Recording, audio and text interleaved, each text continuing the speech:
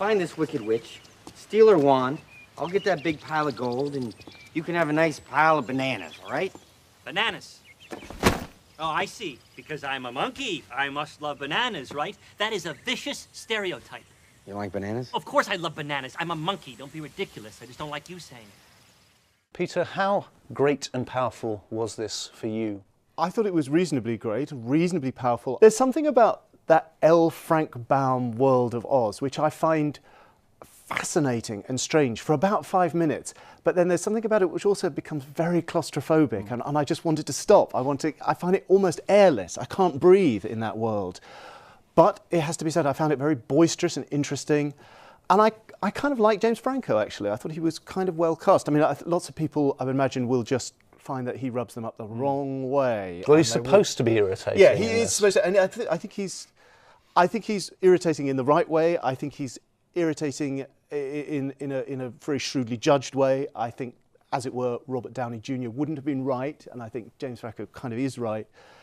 I'm not sure I can recommend it any further than that, though, because, as I say, I just found myself clawing at my clothes after a while because I just can't breathe in that world. I can't breathe, and it is quite a long movie at 130 minutes.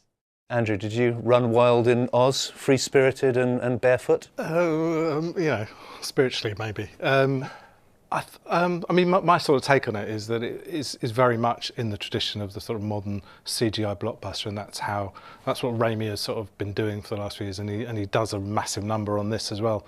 I feel slightly differently towards the sort of Oz thing than Peter does. I mean, I always found that the sort of status of The Wizard of Oz as this kind of modern classic, I find a bit strange in that the actual story itself, I think, is very odd, very eccentric, and its status is very little to do with its story. It's more to do with the way people feel about, you know, the young Judy Garland, and it's the film itself. And other great iconic classics tend to have much more to do with history or politics than, you know, Casablanca or It's a Wonderful Life or whatever than this film does. It's a fantasy spun out of the Great Depression, isn't it? And the Dust Bowl and all of that. So all of that is kind of noises off. That gives it some kind of that's its anchoring. context, but it's just in terms of itself. I personally find it quite difficult to sort of love the story of the original and of this.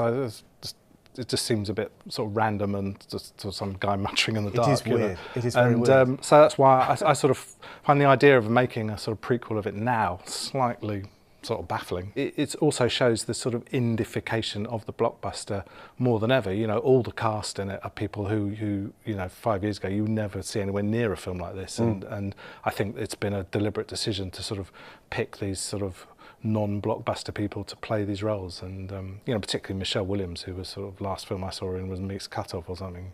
You know, I suppose My Week with Marilyn as well. And you know, Franco, God's sake, you know, he spends all half his time doing these sort of arts project films, which of dubious sort of success. So did the unnervingly sexy indie witches do it for you?